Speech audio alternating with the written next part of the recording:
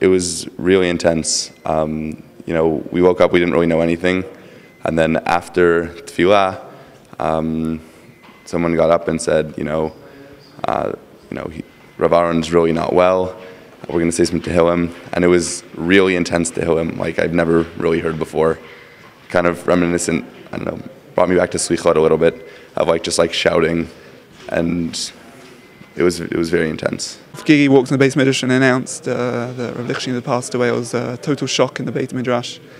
It was silence for, felt like an hour. I'm sure it was about 5 minutes. It was just a general feeling of emptiness, lots of confusion. No one could speak, no one knew how to speak. We were all just lost for a very long time in the morning. There was no one could move, no one could continue learning.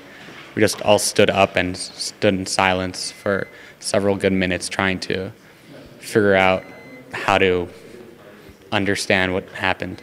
Did this come as a surprise? It's yes and no. I mean, we knew that Rabbi Lichtenstein was becoming weaker and weaker, and it was harder for him to function. But many elderly people become weaker as they grow older, and so in the sense of it's a shock, a tremendous shock and a surprise. Weaker, but he was here, I understand, every day. So pretty much every day he would come in and he would sit and he would learn. Less and less people would ask him questions. He was not clear, but he was there as a rock, as he's been for the last, I guess 80 years of his life. He's been sitting in the Beis Midrash. I can say that as someone who is learning in the yeshiva this year, this yeshiva wouldn't exist without him. Much of what we take for granted in the Dati Leumi world, in modern Orthodoxy, in the diaspora, etc., much of it we owe to him. He was a phenomenal brain. I mean, he knew the whole Torah Kula, and yet, nonetheless, he was still one of the most modest people I've ever had the honor of meeting. You look to the front of the Beit Midrash and you see, Rav Aharon sitting there learning every morning, and you just think to yourself, wow, I'm in the presence of greatness. And you don't really know, and I at least didn't have the capacity to really to understand, I guess, what he knew and what the loss really is, but you definitely feel it. Righteousness in the purest sense of absolute sensitivity to the thoughts, needs, and the feelings of every individual. Everything he said was balanced and carefully weighted, not to ever cause offense to anyone, and to care for everyone's needs and to understand the complexity of every situation.